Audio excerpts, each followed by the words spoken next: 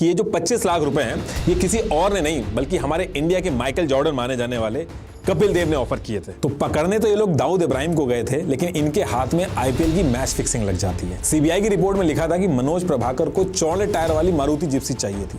तो एमके गुप्ता ने कहा, सीबीआई ने सचिन तेंदुलकर को भी बुलाया था, तो वहां पे सचिन ने कहा इस डील के लिए अजहरुद्दीन को 50 लाख रुपए एडवांस मिल जाते हैं। ताज पैलेस होटल में एक लॉकर खुलवा रखा था जहां पे लोग कैश जमा करते थे। पान वाले से ज्वेलरी शॉप तक कोई भी बुकी बना घूम रहा है। इस बार जिस आदमी का नाम आता है सामने, उसको सुन के दिल्ली पुलिस भी शॉक्ड हो जाती है। श्रीसंत के रूम में जाती है तो वहां पे श्रीसंत के साथ फिक्सर जीजू जनार्दन भी थे और 2 लड़कियां भी थी। एक 10th क्लास के बच्चे तक को पता है कि अगर उसको सट्टा लगाना है तो उसको किसके पास जाना, लेकिन हमारी पुलिस को नहीं पता है। देखिए, जब 1983 में हमारी Indian cricket team world cup जीती थी तो उसके करीब 11 साल बाद तक, यानी कि 1994 तक, एक आम आदमी को यह तक नहीं पता था कि एक क्रिकेट मैच फिक्स भी हो सकता है। फिर सितंबर 1994 में 3 मैचेस की टेस्ट सीरीज खेलने के लिए ऑस्ट्रेलियन टीम पाकिस्तान आती है और यह पहली बार था जब बड़े लेवल पे आम जनता को भी मैच फिक्सिंग के बारे में पता चला। इस सीरीज के खत्म होने के बाद ऑस्ट्रेलियन खिलाड़ी शेन वॉर्न ने कहा कि पाकिस्तान टीम के सलीम मलिक सीरीज के टाइम पे उनके होटल रूम में आए थे और कहा कि अगर पाकिस्तान की टीम पाकिस्तान के अंदर ही अगर सीरीज हार जाएगी तो हमारे घर जला दिए जाएंगे, इसलिए आप $2,76,000 ले लो, यानी कि 2 करोड़ से भी ज्यादा, लेकिन ये वाला मैच आप हार जाओ। ये चीज शेन वॉर्न, टिम मे और मार्क वॉ ने अपने कोच, कैप्टन और मैच रेफरी को बता दिया था उस समय।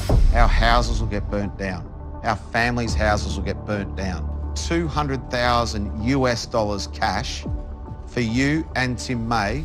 So we go and tell Sir Mark Taylor, Bob Simpson. और आगे चल के शेन वॉर्न ने अपनी डॉक्यूमेंट्री में भी इसके बारे में बात की है, वो यूट्यूब पे अभी भी पड़ी है। और जब ये बात बाहर आई तो जो आम जनता थी वो काफी गुस्सा आ गया उनको कि ये तो हमारे साथ धोखा है। और जब ये बात बहुत ज्यादा बढ़ गई तो पाकिस्तान के अंदर जस्टिस फखरुद्दीन और जस्टिस मलिक मोहम्मद कयूम ने अलग से कमीशन बनाया और कई इंसिडेंट्स को उठा के इंक्वायरी स्टार्ट कर दी ताकि पता चल सके कि सच में मैच फिक्सिंग हो रही थी या नहीं हो रही थी।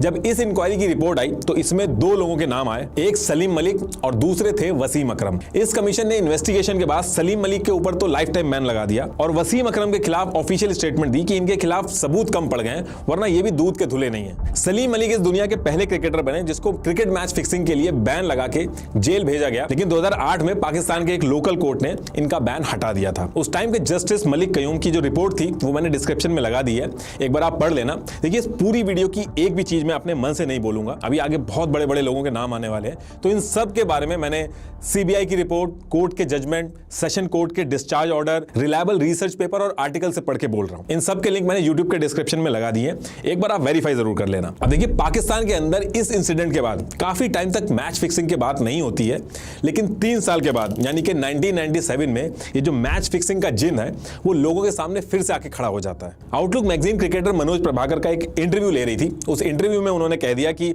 आज से कुछ साल पहले यानी कि 1994 में श्रीलंका के अंदर एक सिंगल सीरीज हो रही थी, उसमें मेरे टीममेट ने मुझे मैच हारने के लिए 25 लाख ऑफर किए थे। आगे चल के बीसीसीआई के फॉर्मर प्रेसिडेंट आईएस बिंद्रा ने कहा कि ये जो 25 लाख रुपए हैं ये किसी और ने नहीं बल्कि हमारे इंडिया के माइकल जॉर्डन माने जाने वाले कपिल देव ने ऑफर किए थे। देखिए, इंडिया के अंदर लोग क्रिकेट को पूजते हैं, अगर मैच हार जाए तो कई लोग तो खाना तक नहीं खाते हैं, और वहां पे ऐसी चीजें जब सामने आई थी तो आम जनता में बहुत गुस्सा फूटा था।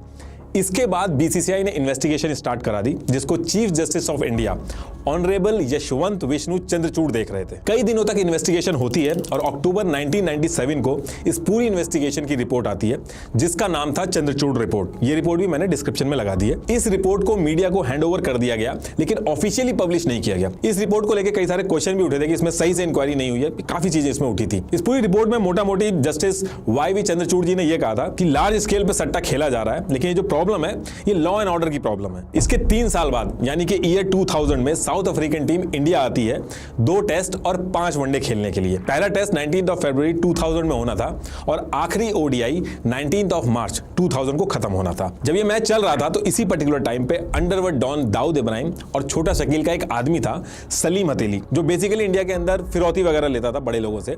तो इसी पर्टिकुलर टाइम पे सलीम हथेली ने अपोलो टायर और खन्ना ज्वेलर्स के जो मालिक थे उनसे फिरौती मांगी, और ये जो दोनों बिजनेसमैन थे इन्होंने फिरौती देने की बजाय पुलिस को जाके बता दिया। अच्छा, आगे बढ़ने से पहले एक इंपॉर्टेंट चीज आपसे डिस्कस कर लेता हूं।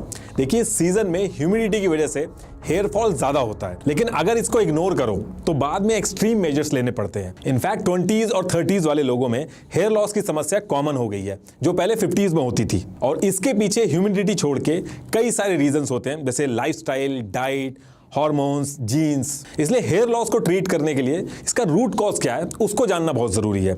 जैसे मैंने रिसर्च किया तो पता चला कि हेयर फॉल के 7 स्टेजेस होते हैं।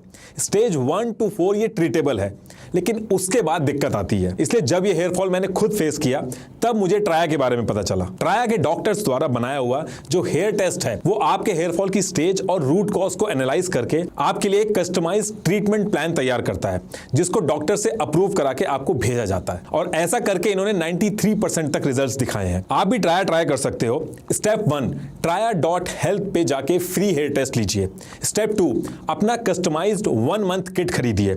स्टेप 3, फ्री डाइट प्लान और हेयर कोच की मदद से 5 महीने के अंदर रिजल्ट्स देखिए। Use my code 20nitish to get 20% off on your purchase. जल्दी करें, ये ऑफर सिर्फ 5 दिन तक वैलिड है। लिंक मैंने डिस्क्रिप्शन में दे दिया। तो टॉपिक पे वापस आते हैं। पुलिस ने एक प्लान बनाया कि इनकी जो कॉल आ रही है, जो सलीम हथेली इनको कॉल कर रहा है, इसको कंटिन्यू रखवाते हैं ताकि पता चल सके कि इंडिया के अंदर इनके जो लिंक है वो कहां कहां फैले हुए हैं और सलीम हथेली को भी पकड़ सके इससे। ये दोनों बिजनेसमैन जैसा जैसा पुलिस कहती है वैसा कहते हैं। नेगोशिएशन में भी काफी पार्टिसिपेट करते हैं।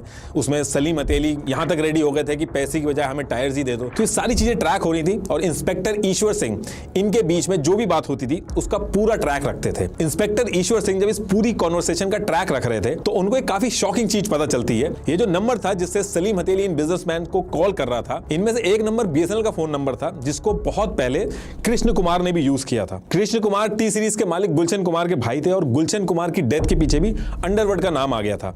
तो पुलिस को लगा कि कुछ ना कुछ कनेक्शन हो सकता है, इसलिए पुलिस ने बीएसएनएल की मदद ली इंडिया के अंदर और कृष्ण कुमार जो करंट फोन यूज कर रहे थे उस फोन को भी टैप कराना शुरू कर दिया। डेली बेसिस पे दिल्ली पुलिस के 2 कांस्टेबल की ड्यूटी थी कि वो रोटेशनल शिफ्ट लगाएंगे और 24 घंटे दिन रात कृष्ण कुमार का फोन सुनेंगे। अब 19 फरवरी 2000 को साउथ अफ्रीका और इंडिया का पहला मैच मुंबई के वानखेड़े स्टेडियम में होना था और सारी टीम स्टेडियम से थोड़ी दूर पे एक होटल था, ताज होटल, उसमें रुकी थी। इस मैच से 2 दिन पहले कृष्ण कुमार के दोस्त संजीव चावला लंदन से आते हैं और उनके पास इंडिया का नंबर नहीं था, तो उनके दोस्त कृष्ण कुमार ने अपना नंबर संजीव चावला को दे दिया था यूज करने के लिए। और संजीव चावला भी सेम होटल जहां पे टीम रुकी थी वहीं पे रुकते हैं। ये जो नाम मैं बता रहा हूं संजीव चावला, ये याद रखिएगा। आगे चल के जितनी भी मैच फिक्सिंग हुई है सबकी जड़ यही संजीव चावला से जुड़ी है। तो टेक्निकली 2 कांस्टेबल जिनको कृष्ण कुमार का फोन सुनने के लिए लगाया गया था वो अब संजीव चावला का फोन सुन रहे थे। ये जो दोनों कांस्टेबल थे ये दिन रात ढूंढ रहे थे कि शायद इनमें से कोई अंडरवर्ल्ड का कनेक्शन मिल जाए, लेकिन कई दिन तक फोन सुनने के बाद इन्होंने ये कहा कि इनका कोई भी कनेक्शन नहीं है अंडरवर्ल्ड से।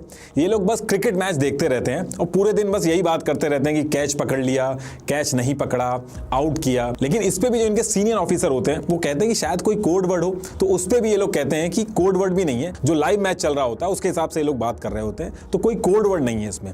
बीच बीच में बस एक आदमी आता है जो अंग्रेजों की तरह इंग्लिश बोलता है और इधर से सब लोग टूटी फूटी इंग्लिश में बात करते हैं, तो कोई अंडरवर्ल्ड का कनेक्शन अभी तक नहीं मिला इसमें। इस डिस्कशन के कुछ दिन बाद इनमें से एक कांस्टेबल घर में बैठ के क्रिकेट मैच देख रहा था और इसी बीच में साउथ अफ्रीका के कैप्टन हेंसी क्रॉन्जे कमेंट्री बॉक्स में आते हैं और ऐसी नॉर्मली बात कर रहे होते हैं वो कमेंटेटर से।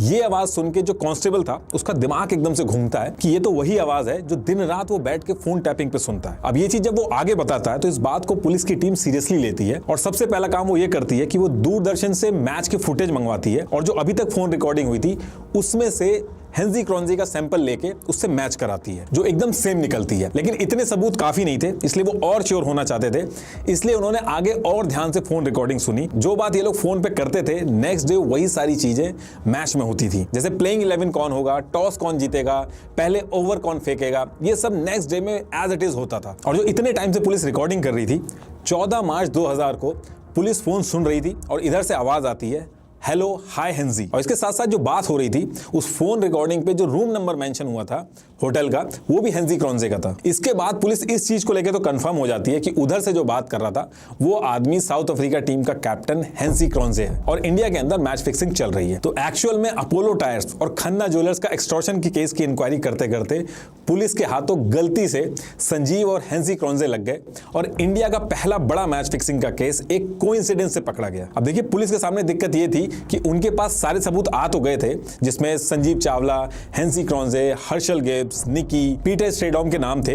लेकिन अगर पुलिस उसी टाइम केस फाइल करती तो इंक्वायरी के लिए साउथ अफ्रीका की टीम को अरेस्ट करना पड़ता और ये एक बहुत ही बड़ा मुद्दा हो जाता जिसमें 2 देशों की रेपुटेशन आमने सामने आ जाती। इसलिए पुलिस ने डिसाइड किया कि वो सीरीज खत्म होने का वेट करेंगे और उसके बाद सारे प्रूफ सामने रखेंगे। लेकिन इसके चक्कर में एक नुकसान होता है पुलिस को, पुलिस के हाथ से संजीव चावला निकल जाता है। जो फाइनल ओडीआई की डेट थी उससे 4 4 दिन पहले संजीव चावला लंदन वापस चला जाता है। हालांकि आगे चल के 2020 में उसको इंडिया लाके तिहाड़ जेल में डाला जाता है, लेकिन उस पर्टिकुलर टाइम पे तो वो बच के निकल गया था। तो इधर पुलिस सीरीज खत्म होने का वेट तो कर रही थी और फोन भी सुन रही थी साथ साथ में। और उसी टाइम पे उनको संजीव और हेंजी क्रॉन्जे का एक डिस्कशन सुनाई आता है, जिसमें हेंजी क्रॉन्जे ने कहा कि डोंट वरी, निकी, हर्षल गेव और पीटर जो हैं वो 20 रन से ज्यादा नहीं बनाएंगे। तो दूसरी तरफ से संजीव चावला ने कहा कि वो सब तो ठीक है, लेकिन अगर इंडिया ने पहले बैटिंग की तो उस केस में क्या होगा। इधर से हेंजी क्रॉन्जे कहते हैं कि आप टेंशन ना लो, उस केस में भी इंडिया 250 रन से ज्यादा नहीं बनाएगी। और अगले दिन मैच होता है तो इंडिया पहले बैटिंग करती है और 248 रन ही बना पाती है। इसके बाद साउथ अफ्रीका की टीम खेलने आती है। हर्षल गिब्स एग्जैक्ट 90 रन पे आउट हो जाते हैं, निकी 14 रन पे आउट होते हैं और पीटर जो थे वो 1 रन बनाते हैं। लेकिन उसके बाद भी साउथ अफ्रीका टीम मैच जीत जाती है। लेकिन दिल्ली पुलिस कुछ रिएक्ट नहीं करती है और सीरीज खत्म होने का वेट करती है। मार्च के एंड में पुलिस केस फाइल करती है और मीडिया को भी सारे सबूत देती है। और इधर इंडिया और साउथ अफ्रीका दोनों देशों में हंगामा शुरू हो जाता है। इसके बाद 8 अप्रैल 2000 को United cricket board of south Africa UCBSA की एक ऑफिशियल स्टेटमेंट में हेंजी क्रॉन्जे कहते हैं कि जितनी भी चीजें बोली जा रही हैं सारी की सारी झूठ है। लेकिन इन सारी स्टेटमेंट से काम चलता नहीं है। साउथ अफ्रीका की जो गवर्नमेंट है वो एक इंक्वायरी शुरू कर देती है और हेंजी क्रॉन्जे के ऊपर चारों तरफ से प्रेशर पड़ता है। सारे सबूत इनके खिलाफ चले जाते हैं। तब जाके हेंजी क्रॉन्जे मानते हैं कि उन्होंने फिक्सिंग की थी और उन्होंने बोला कि I failed in my moral and professional duties, I was not honest and I apologise. I failed in my moral and professional duties. I was not honest and I apologize unreservedly. AP archive करके एक YouTube channel है, इन्होंने क्रॉन्जे cricket inquiry नाम से कई सारी original videos डाली हैं हेंजी क्रॉन्जे की। उस कोर्ट में जो भी इंक्वायरी हुई, जो उन्होंने बोला और उन्होंने कैसे कैसे एक्सेप्ट किया, कई बार वो रो भी रहे थे, वो सारी चीजें इसमें डाली हुई हैं। इसके बाद डेट आती है 15 जून 2000, जिस दिन सबसे बड़ा बॉम्ब फूटता है इंडिया के अंदर। हेंजी क्रॉन्जे कहते हैं कि हाँ, मैंने पैसे लिए और पहली बार मुझे MK गुप्ता यानी मुकेश गुप्ता से मोहम्मद अजरुद्दीन ने मिलवाया था। उस टाइम पे MK गुप्ता ने मुझे $30,000 दिए और मैच हार जाने को कहा। और टीम की इंफॉर्मेशन शेयर करने के लिए, जैसे कि टॉस कौन जीतेगा, पहले बॉल कौन करेगा, ये सब शेयर करने के लिए MK गुप्ता ने $50,000 दिए। इसके बाद फैंस का गुस्सा पूरे इंडिया के अंदर बहुत तेजी से फैला और ये पूरा केस CBI को ट्रांसफर कर दिया गया। तो पहले तो MK गुप्ता अंडरग्राउंड हो गया, लेकिन कुछ दिन बाद वो पकड़ा जाता है। अब इंक्वायरी की शुरुआत में MK गुप्ता कहता है कि मैं कुछ भी नहीं बता सकता, मुझे जान से मार दिया जाएगा। लेकिन थोड़ा प्रेशर बनाने के बाद तो वो सारी कहानी डिटेल में बताता है, जो कि मैं वर्ड बाय वर्ड आपको बताने वाला हूँ। देखिए, MK गुप्ता एक बैंक का एम्प्लॉय था। ईयर 1988 के टाइम पे ये नॉर्मल पंटर था। देखिए, जो लोग मैच में पैसा लगाते हैं उनको पंटर बोला जाता है। तो MK गुप्ता बैंकिंग आवर्स में जॉब करता था और उसके बाद पैसे लगाता था। ये काफी टैलेंटेड था और पढ़ा लिखा था, जो कि इस फील्ड में बहुत ही कम मिलते हैं। तो इसकी काबिलियत को अंडरवर्ल्ड ने पहचान लिया और इसको एक अलग सा काम दिया। इसको काम दिया गया कि जो लोकल मैच होते हैं इंडिया के अंदर, जैसे रणजी वगैरह, इनको जाके देखो, इसमें से जो टैलेंटेड प्लेयर्स लग रहे हैं, आगे खेल सकते हैं इंडिया के लिए, उनसे नजदीकी बढ़ाओ ताकि आगे चल के हमारे काम आ सके। और MK गुप्ता बिल्कुल एज इट इज करता है। वो लोकल मैचेस जितने भी होते थे उनको देखने जाने लगा। 1988 में दिल्ली के अंदर रामचरण अग्रवाल टूर्नामेंट हो रहा था, जिसमें अजय शर्मा नाम का एक यंग प्लेयर था। वो काफी अच्छा खेल रहा था उस टाइम पे और काफी टैलेंटेड था, लेकिन काफी गरीब परिवार से था। तो इस टूर्नामेंट के खत्म होने के बाद MK गुप्ता उससे जाके मिलता है, बात करता है, उसको कहता है कि वो उसका बहुत बड़ा फैन है और 2000 रुपए भी देता है और कहता है कि कोई भी दिक्कत हो तो मुझे बताना। इसके बाद जो किट वगैरह होती थी, जितनी भी फाइनेंशियल हेल्प होती थी, MK गुप्ता जो था वो उसको टाइम टू टाइम करता था। और 2 साल बाद यानी कि 1990 में अजय शर्मा का इंडियन क्रिकेट टीम में सिलेक्शन हो जाता है। और जैसे ही अजय शर्मा का सिलेक्शन होता है, सेम सीरीज जो न्यूजीलैंड में हो रही थी, उसी सीरीज से अजय शर्मा MK गुप्ता को इन्फॉर्मेशन देने लगता है और दोनों पैसा कमाते हैं। और जब ये न्यूजीलैंड का टूर चल रहा था, उस पर्टिकुलर टाइम पे अजय शर्मा का जो रूममेट था वो था मनोज प्रभाकर। अजय ने जो स्टेटमेंट दिया उसके हिसाब से अजय कह रहा था कि वो तो नया था, उसको सारी इंफॉर्मेशन मनोज प्रभाकर बताते थे। CBI की रिपोर्ट में लिखा था कि मनोज प्रभाकर को चौड़े टायर वाली मारुति जिप्सी चाहिए थी। तो MK गुप्ता ने कहा कि अगर वो अरविंदा डिसिल्वा से मिलवा देंगे तो वो जिप्सी उनको मिल जाएगी। और आगे चल के वो ऐसा ही करते हैं, वो मिलवा देते हैं और उनको वो जिप्सी मिल जाती है। अब जब CBI की इंक्वायरी मनोज प्रभाकर पे पड़ी तो उसमें उन्होंने कहा कि 1992 में जो ऑस्ट्रेलिया सीरीज वाली डील हुई थी, उसमें नवजोत सिंह सिद्धू भी शामिल थे और 1994 के सिंगर कप में कपिल देव ने 25 लाख का ऑफर दिया था मैच हारने के लिए। और आगे चल के 1991 में दिल्ली बॉम्बे रणजी ट्रॉफी ट्रॉफी का जो क्वार्टर फाइनल था उसको भी फिक्स करवाया। दिल्ली जानबूझ के हार गई, अजय शर्मा भी उस टाइम पे दिल्ली की टीम में था तो और आसानी हो गई थी। अब इंक्वायरी में इन्होंने आगे ये बताया, अजय शर्मा को मोहम्मद अजहरुद्दीन बताते हैं कि उनकी गर्लफ्रेंड एक फैशन शो करवा रही है, उसके लिए उनको 1 करोड़ रुपए की सख्त जरूरत है। अजय शर्मा ने कहा कि एक आदमी है एमके गुप्ता नाम का, वो इतने पैसे का अरेंजमेंट करा सकता है। इसके बाद अजय शर्मा जो थे वो अजहरुद्दीन और एमके गुप्ता की मीटिंग फिक्स कराते हैं ताज पैलेस दिल्ली में, और एज पर सीबीआई रिपोर्ट इस मीटिंग में अजहरुद्दीन कहते हैं कि मैं एग्जैक्ट मैच बता दूंगा कि कौन सा इंडिया हारेगी और कौन सा जीतेगी, और इस डील के लिए अजहरुद्दीन को 50 लाख रुपए एडवांस मिल जाते हैं और 50 लाख रुपए काम होने के बाद मिलते हैं। सीबीआई की इंक्वायरी में एमके गुप्ता ने बताया कि अजहरुद्दीन ने कंफर्म बोला था कि इंडिया टाइटन कप हारेगी, उसके हिसाब से मैच में पैसे लगे थे। मैच शुरू होता है, अजहरुद्दीन 1 रन पे आउट हो जाते हैं, अजय जडेजा रन आउट हो जाते हैं। सब कुछ एज पर प्लान चल रहा था, लेकिन सचिन तेंदुलकर अकेले ये पूरा का पूरा मैच जिता देते हैं, जिससे बहुत ज्यादा नुकसान हो जाता है इन फिक्सर्स का। इनफैक्ट इस पूरे प्रोसेस में जहां फिजियो तक शामिल था छोटी छोटी इंफॉर्मेशन देके पैसे लेने के लिए, जिसमें सचिन तेंदुलकर और सनत जयसूर्या ने साफ मना कर दिया था ऐसा कुछ भी करने को। सीबीआई ने सचिन तेंदुलकर को भी बुलाया था, तो वहां पे सचिन ने कहा कि अजहरुद्दीन अपना 100% नहीं दे रहे थे, टीम की तरफ से कोई भी इंस्ट्रक्शन नहीं दिया गया था स्लो खेलने के लिए। उसके बाद भी मनोज प्रभाकर और नयन मोगिया बिना किसी वजह के स्लो खेल रहे थे, जिसकी वजह से सचिन तेंदुलकर मैच के बाद उनसे गुस्सा भी हो गए थे और उनसे बात भी करना बंद कर दी थी। ये सारी पूछताछ करके सीबीआई ने अजहरुद्दीन को बुलाया। एज पर सीबीआई शुरू में तो अजहरुद्दीन ने मना किया, ये सब कुछ भी नहीं किया उन्होंने ऐसा बोला। और जब सीबीआई ने प्रॉपर्टीज के पेपर दिखाया, कार की लिस्ट दिखाई और कहा कि बगल वाले रूम में एमके गुप्ता बैठे, अगर आप नहीं मानोगे तो उनको बुला के हम सामने कंफर्म करा देते हैं, तो उस पर्टिकुलर टाइम पे अजहरुद्दीन मान गए। और यही नहीं, सीबीआई ने अजहरुद्दीन के कॉल रिकॉर्ड वगैरह भी निकलवाए। अजहरुद्दीन के कॉल इन सारे सट्टा लगाने वालों के पास गए थे, और ये जितने भी पैसा लेके मैच फिक्स करते थे, ताज पैलेस होटल में एक लॉकर खुलवा रखा था जहां पे लोग कैश जमा करते थे। ये चीज एमके गुप्ता ने भी कंफर्म की, और जो होटल का स्टाफ था वहां पे उनसे भी जब पूछा गया तो उन्होंने भी इस चीज को कंफर्म कर दिया। और दिल्ली पुलिस ने बताया कि कई बार ऐसा भी हुआ कि मैच के दौरान अजय शर्मा अजहरुद्दीन को कई बार कॉल करते थे। 21 मार्च 2000 को शारजा कप था, जिसमें इंडिया पाकिस्तान वाले मैच में, जिसमें अजय ने अजहर को 5 कॉल की, और 5 दिन बाद एक और मैच था, उस टाइम पे 7 कॉल की। और इसमें 1-2 लोग नहीं थे, इसमें कई सारे लोग थे जो मैच फिक्सर्स के साथ इंफॉर्मेशन शेयर करते थे। जैसे अजय जडेजा ने चेन्नई के सट्टेबाज उत्तम चंद जैन, जिसको टोपी बुलाते थे, उसके साथ जो इंफॉर्मेशन देके फिक्सिंग की। कॉल बाय कॉल डिटेल्स हैं, एक बार आप पॉज करके पढ़ लेना। बाकी ये सारे पंटर के नाम और एड्रेस हैं जो इनसे कोऑर्डिनेट करके पैसे लगवाते थे, और ये सटोरी थे टोटल जो पैसा लगवाते थे। बाकी ये फॉरेन प्लेयर्स के साथ कैसे पैसे ट्रांसफर हुए और कितने हुए उसकी लिस्ट ये है। बाकी सुनील गावस्कर, रवि शास्त्री, बीसीसीआई के फॉर्मर प्रेसिडेंट नवजोत सिंह सिद्धू, इन सब के स्टिंग ऑपरेशन करे गए थे, जो तहलका टीवी नाम का एक यूट्यूब चैनल है, फॉलन हीरो के नाम से पड़े हुए हैं, जहां पे कैमरा छुपा हुआ है और फिक्सिंग का पूरा डिस्कशन ये बड़े बड़े क्रिकेटर्स साफ साफ बता रहे हैं कि क्या क्या हुआ होगा। अब देखिए, सारी इंक्वायरी होने के बाद अक्टूबर 2000 में सीबीआई ने 75 पेजेस की रिपोर्ट बनाई और उसको union sports minister mister Sukhdev Singh Dhindsa को सबमिट करती है। इसमें सीबीआई इस नतीजे पर पहुंचती है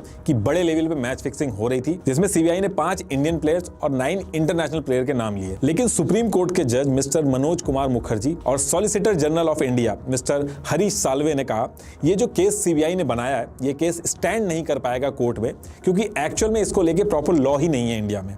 जो पूरी रिपोर्ट सबमिट की गई है उसके हिसाब से 4 केस बनाए जा सकते हैं इनके ऊपर। पब्लिक एक्ट 1867 सट्टा खेलने के लिए, section 120A IPC criminal conspiracy के लिए, सेक्शन 415 आईपीसी चीटिंग के लिए, और prevention of corruption act 1988 corruption के लिए। लेकिन जितने भी एक्ट बताए जा रहे थे, ये लोग कोई सट्टा तो खेल नहीं रहे थे, ना ही कोई क्रिमिनल कॉन्स्पिरेसी कर रहे थे। चीटिंग का केस भी कोर्ट में प्रूव करना आसान नहीं था। कोई स्लो खेल रहा है, वो जानबूझ के खेल रहा है या कैसे खेल रहा है, इस चीज को लेके सजा दिलवाना आसान नहीं था, जिस हिसाब से सबूत प्रेजेंट किए थे सीबीआई ने। करप्शन एक्ट भी एप्लीकेबल नहीं हो सकता था, क्योंकि ये लोग कोई पब्लिक सर्वेंट नहीं थे। लेकिन इसमें दिमाग लगा के अजहरुद्दीन और अजय शर्मा को सजा दिलवाने की कोशिश हुई, क्योंकि Azharuddin State Bank of India में काम करते थे और Ajay Sharma central warehousing corporation में।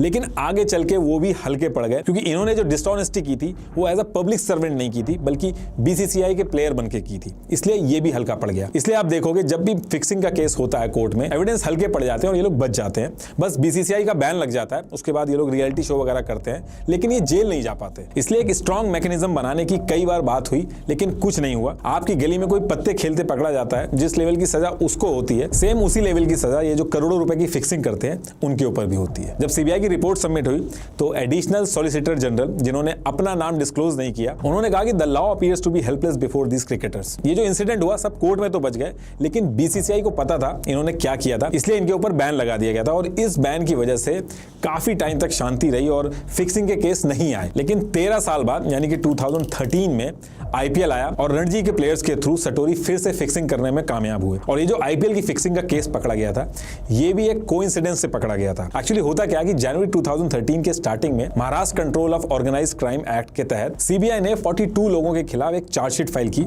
इन 42 लोगों के ऊपर एंटी इंडिया एक्टिविटी करने का इल्जाम था। इसमें कई पाकिस्तानी थे, लेकिन मेन इसमें जो थे वो थे दाऊद इब्राहिम, छोटा शकील और संदीप सेंडी। इनको पकड़ने के लिए सीबीआई काफी दिनों से लगी थी और सीबीआई के हाथ कुछ इंटरनेशनल लगे, जिसकी फोन टैपिंग कराने का काम सीबीआई ने स्पेशल सेल को दे दिया था। इसमें एक पाकिस्तानी नंबर था +92 333 206 4488 और एक दूसरा नंबर था जो कि दुबई से था +97 156 136 3786 और फरवरी 2013 के लास्ट में इन नंबर की फोन टैपिंग स्टार्ट कर दी जाती है और इनकी रिकॉर्डिंग को सुन के पता चलता है कि इन नंबर्स पे बात हो रही थी अश्विनी अग्रवाल, जिसको टिंकू मंडी नाम से भी जाना जाता था अंडरवर्ल्ड में, और इस टिंकू मंडी की बात चल रही थी सुनील भाटिया और किरण ढोले से। ये दोनों फिक्सर थे और जब सुनील भाटिया और किरण ढोले की जब कॉल ट्रेस की गई तो इनकी बात चली थी राजस्थान आईपीएल टीम के प्लेयर अजीत चंडीला से और आगे जब और ट्रेस किया गया तो इनकी बात चल रही थी जीजू जनार्दन से, जो कि केरला से थे, और जब जीजू जनार्दन की रिकॉर्डिंग ट्रेस की गई तो उसका लिंक निकला श्रीसंत से। तो पकड़ने तो ये लोग दाऊद इब्राहिम को गए थे, लेकिन इनके हाथ में आईपीएल की मैच फिक्सिंग लग जाती है और जब लोधी रोड पुलिस स्टेशन में इस चीज का पता चलता है तो पुलिस इस पूरे रैकेट की फोन रिकॉर्डिंग सुनना स्टार्ट करती है। अब क्योंकि ये बहुत ही बड़ा मामला था तो पुलिस को बहुत ही सॉलिड प्रूफ इकट्ठे करने थे। इधर चुपचाप दिल्ली पुलिस रिकॉर्डिंग सुन रही थी, दूसरी तरफ सेम टाइम पे महाराष्ट्र के डायरेक्टर जनरल राकेश मारिया को इन्फॉर्मेशन आती है कि एक नंबर से पाकिस्तान में बार बार कॉल जा रही है और जब इस कॉल को ट्रेस किया गया तो ये नंबर निकलता है आईपीएल के अंपायर जो कि पाकिस्तान से थे असद रौफ का। लेकिन मुंबई पुलिस और दिल्ली पुलिस दोनों सेपरेट इन्वेस्टिगेशन कर रही थी और दोनों टीमें एक दूसरे से कुछ भी शेयर नहीं कर रही थी। थोड़ा जो क्रेडिट लेने का गेम होता है वो भी चलता है पुलिस डिपार्टमेंट में, तो उस वजह से दोनों सेपरेट इन्वेस्टिगेशन कर रही थी। तो इधर दोनों तरफ रिकॉर्डिंग चल रही थी और डेट आती है 5 मई 2013। राजस्थान और पुणे वॉरियर का मैच था जयपुर के अंदर और कॉल रिकॉर्डिंग में अजीत चंडीला और अमित सिंह की बात चल रही होती है, जिसमें अमित सिंह जो कि एक फिक्सर था उसने अजीत चंडीला को बोला कि अपने सेकंड लास्ट ओवर में 14 रन से ज्यादा देने होंगे और अजीत चंडीला कहते हैं कि ऐसा ही होगा। अगले दिन मैच होता है और सेम वैसा ही होता है। अजीत चंडीला ने 14 रन तो दिए, लेकिन अजीत चंडीला सिग्नल देना भूल गए। तो जो फिक्सर था वो बिल्कुल भी खुश नहीं था क्योंकि ये लोग पैसा नहीं लगा पाए थे। आगे की कॉल रिकॉर्डिंग में ये भी आया था कि ये जो फिक्सर था ये अजीत चंडीला से पैसे वापस मांग रहा था कि तुम्हारी वजह से नुकसान हो गया। ये सारा डिस्कशन जो दिल्ली पुलिस थी वो रिकॉर्ड कर लेती है। अब इसके 4 दिन बाद 9 मई 2013 को राजस्थान और पंजाब का मैच था। पुलिस अपनी रिकॉर्डिंग कर रही थी, लेकिन इस बार जिस आदमी का नाम आता है सामने उसको सुन के दिल्ली पुलिस भी शॉक्ड हो जाती है। ये लोग जीजू जनार्दन जो फिक्सर था उसको ट्रेस कर रहे थे और रिकॉर्डिंग से पता चला कि जीजू जनार्दन श्रीसंत से कहता है कि सेकंड लास्ट ओवर में ज्यादा रन देने हैं और सिग्नल भी देना है। एक तो टावल लगा लेना और जो ओवर करने से पहले वार्म अप करते हैं उसको थोड़ा लंबा करना ताकि पैसा लगाने का टाइम मिल सके हम लोगों को। जो फ्रंट पर रहने वाला एक शख्स जो अरेस्ट हुआ है जीजू नाम का आदमी है, उसकी और एक बुकी है, इनके आपस का कन्वर्सेशन है जिसमें ये डिसाइड हो रहा है श्रीसंत अपने स्पेल के दूसरे ओवर में 14 रन या 14 से ज्यादा देगा। दिल्ली पुलिस ये सारी चीजें रिकॉर्ड कर लेती है और नेक्स्ट डे मैच में बिल्कुल वैसा ही होता है। लेकिन अजीत चंडीला लास्ट टाइम की तरह गलती नहीं करते हैं। पहले वो प्रॉपर 2 बार टी शर्ट उठा के सिग्नल देते हैं, उसके बाद रन देते हैं। भाई इंडिकेशन क्या दोगे? इस पे अजीत चंदेला ने बताया कि भाई ओवर शुरू करने से पहले अपनी दोनों टी शर्ट ऊपर उठाऊंगा और उसके बाद फिर नीचे करूंगा और फिर मैं ऊपर की ओर देखकर अपना ओवर शुरू करूंगा। इसके बाद 15 मई को वानखेड़े स्टेडियम में मुंबई और राजस्थान के मैच में फिर से जो सिग्नल अंकित चौहान को देना था वो दिया जाता है। अपने सेकंड लास्ट ओवर में जो रन सेट हुए होते हैं वो दे दिए जाते हैं। अब यहां से पुलिस के पास काफी सबूत इकट्ठे हो गए थे और पुलिस डिसाइड करती है कि अब इनको पकड़ा जाएगा। 15 मई को जैसे ही मैच खत्म हुआ उसके बाद दिल्ली पुलिस की काफी बड़ी टीम एक साथ दिल्ली और मुंबई में रेड मारना स्टार्ट करती है।